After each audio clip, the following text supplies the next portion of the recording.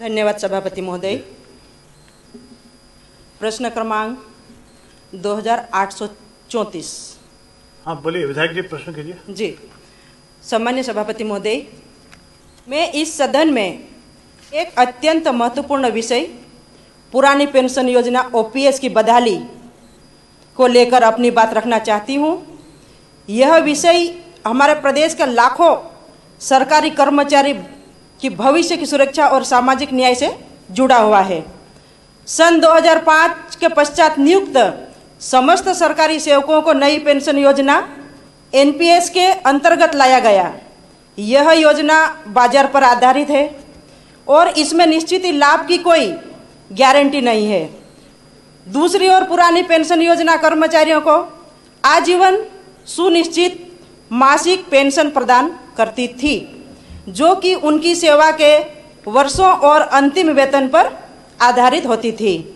माननीय उप मुख्यमंत्री महोदय, मेरे पूछे गए प्रश्न क्रमांक 2834 के संदर्भ में उत्तर में कहा है कि सरकार के पास इस समय पुरानी पेंशन योजना की बहाली पर कोई प्रस्ताव विचाराधीन नहीं है। साथ ही यह भी बताया गया कि राज्य सरकार की वित्तीय संसाधनों और अन्य प्राथमिकताओं के आधार पर निर्णय लेती है।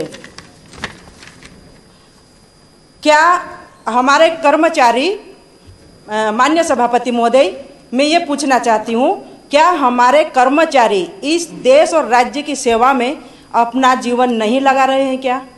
क्या यह सरकार का दायित्व नहीं है कि वह अपने कर्मचारियों को वृद्धावस्था में सामाजिक सुरक्षा प्रदान कर सके?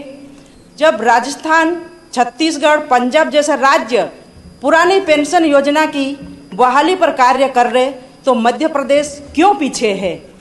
माननीय, पुराने पेंशन कर्मचारी का हक है, यह उनके सेवा जीवन की गारंटी है। नई योजना ने असुरक्षा की भावना को जन्म दिया है, जिसे लाखों कर्मचारियों का मनोबल गिरा है। इस सदन के माध्यम से राज्य सरकार से स्पष्ट मांग करती हूं कि ओपीएस की बहाली एक उच्च स्तरीय समिति गठित की जाए।